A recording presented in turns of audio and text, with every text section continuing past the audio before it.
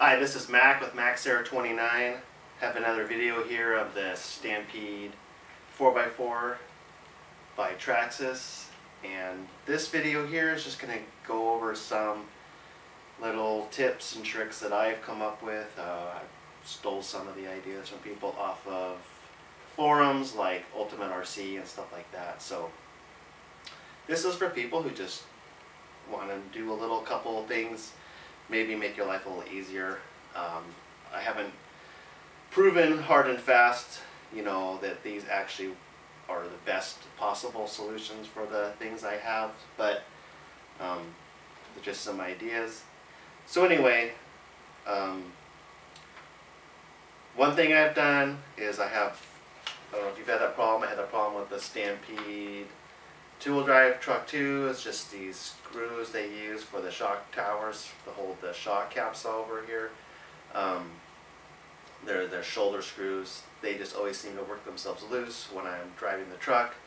So I found these little spacers. I don't know what they're from, but they're like perfect.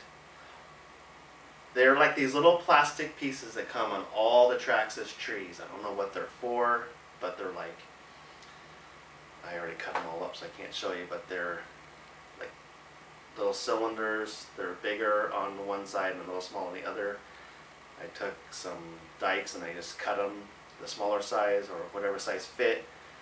It was perfect. The 3mm screw went right through the middle, and it took up all the space in the on the outside diameter of it to fill in the space for the shock cap hole.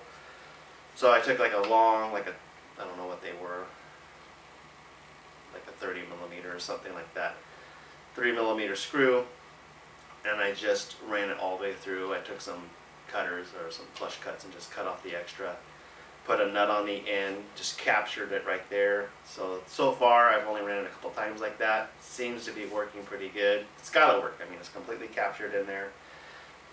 Done that just so I don't have to stop and make sure that that doesn't come all the way out, fall off, whatever. So that's a pretty good little thing you can do, and it's pretty cheap. I bought a bag of screws at the hobby store for like $3, and I had these nuts lying around, but even a bag of these little 3mm nuts aren't that expensive, and you can use them on lots of things. And another thing that I've done is I have a video where I shortened the body post, but I took a hacksaw and just cut them down. You can do that with them. The only problem is you got to buy like the whole entire shock post thing. You can't just buy these little units here. J-Concept makes some aluminum ones that are shorter. They're low profile. They're like $20. They're aluminum. I think you get a set of 4. That's an option.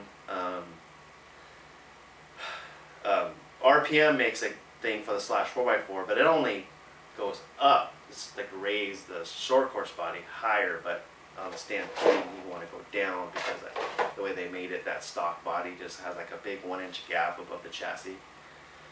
So anyway, I like the way it sits lower. This is what I've done here. I like to have the Rustler body on there. I just like the way it looks. So what I did is on the front, I used the holes that the shock body, the shock post, I don't know what you want to call it, that little arm that holds the post. I used those holes. I cut some screws, and I just used some vice grips, and I threaded those into those holes, those screws. And then because they're like basically a running threaded shaft, I just screwed these posts right on top of those, and they seem to hold up pretty good. They have a little, they turn a little bit because they're not completely locked down, but they don't. I haven't had any trouble with them completely unthreading off while I'm running. And so when I bought the brand new Rustler body, I just lined up those holes with that when I bored out the holes on the body.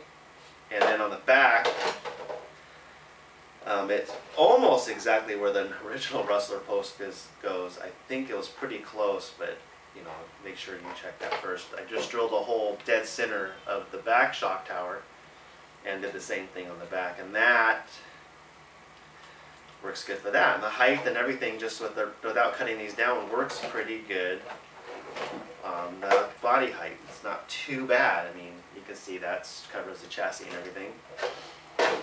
So, done that. I also took on the rear. Oops.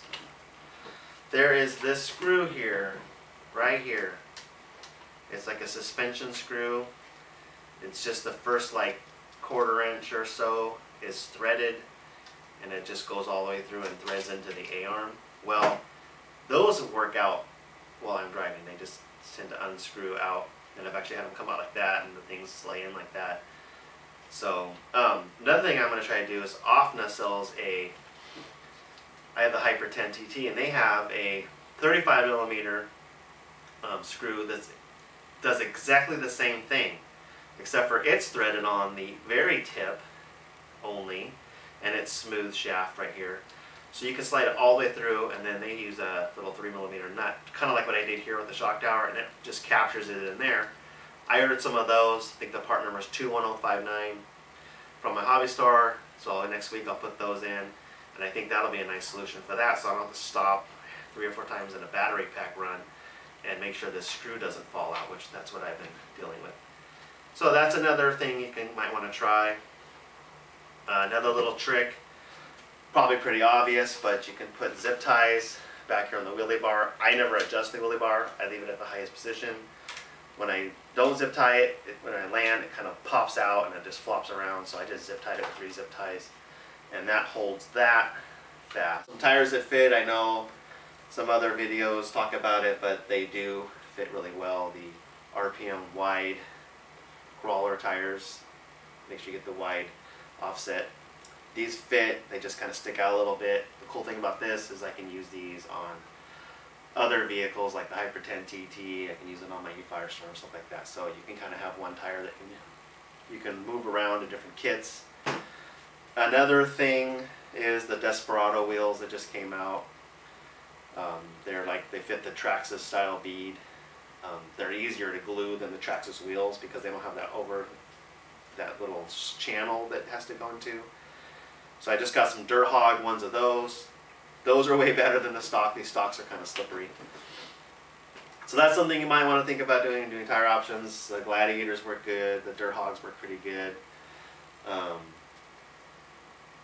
You know, they have Badlands and trenchers and all that. So I like the 4-inch tires because I like the rustler look, but you can go a different route.